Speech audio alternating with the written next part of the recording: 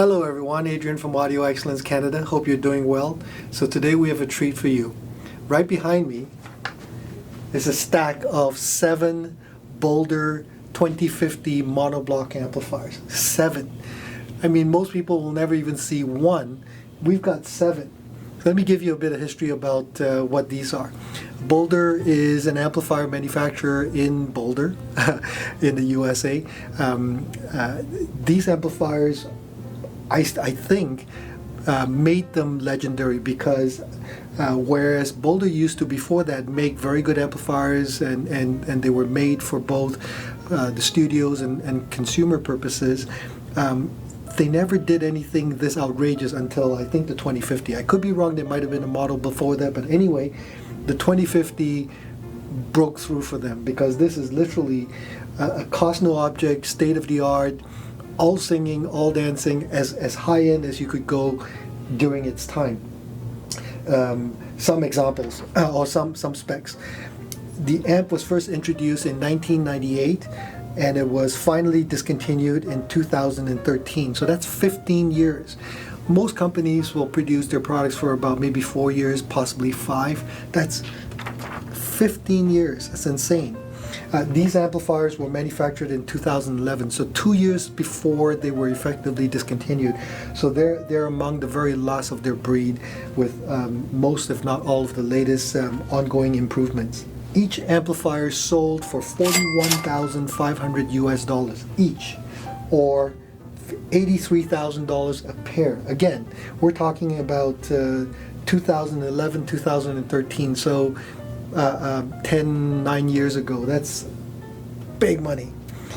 They're rated for 1,000 watts, Class A continuous into 8 ohms, 4 ohms, or 2 ohms, or peak power of 2,000 watts into 4 ohms and 4,000 watts into 2 ohms.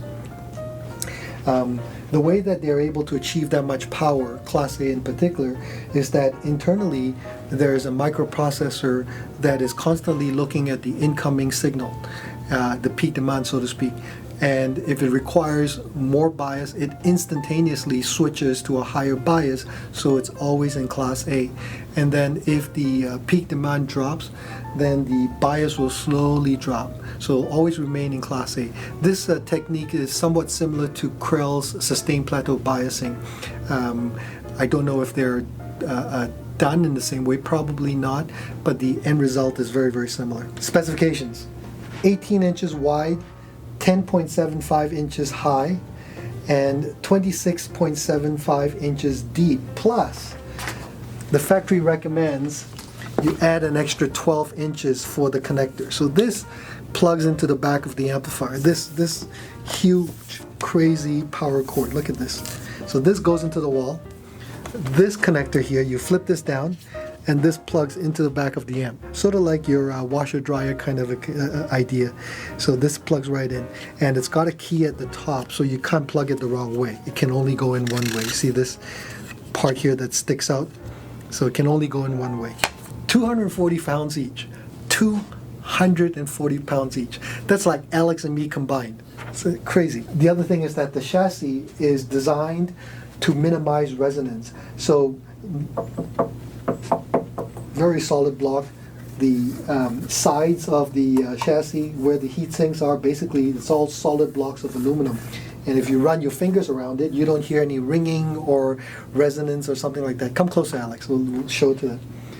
See, I'm running my fingers. It's just solid thunks. Okay? Internally, there are 2 large transformers, toroidal transformers, in each amplifier. And here's the cool thing.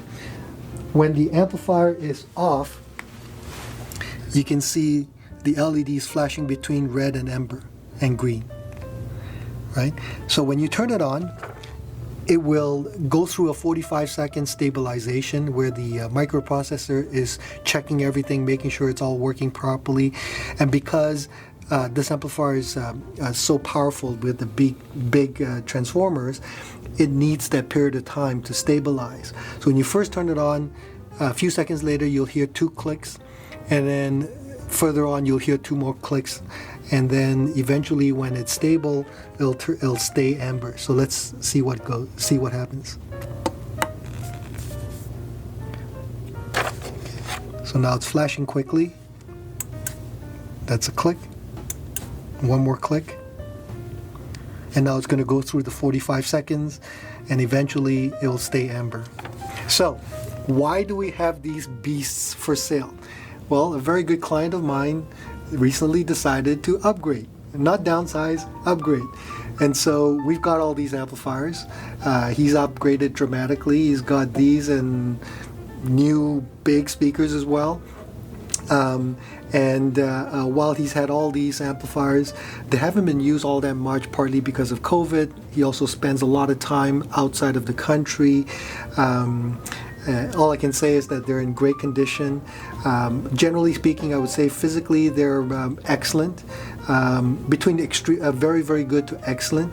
Every so often you'll see little scuff marks, like over here, a little scuff mark, over here, a little scuff mark. But considering how heavy it is, it's not all that unusual, because when movers try to physically move it, you might bump into it. So you'll notice that now it's on and it's an amber. Electronically, sonically, they work properly and perfectly. We've been testing it. It's no issues whatsoever.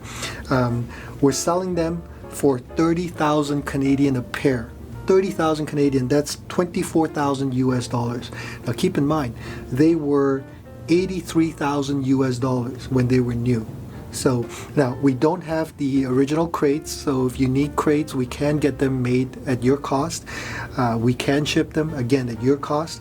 And if you are living in a country where you need 220, 240 volts, the factory supplies a power conversion module for, I believe, $300 or $400 US dollars per amplifier. So you can convert them quite easily.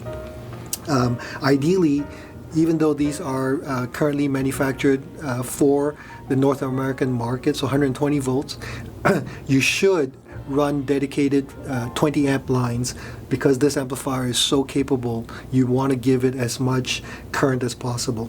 All right, if you have any questions, email me, Adrian at Audio Excellence or info at Audio Excellence. Alex will put the link down below, and hopefully we'll see you again next time. Take care, bye-bye.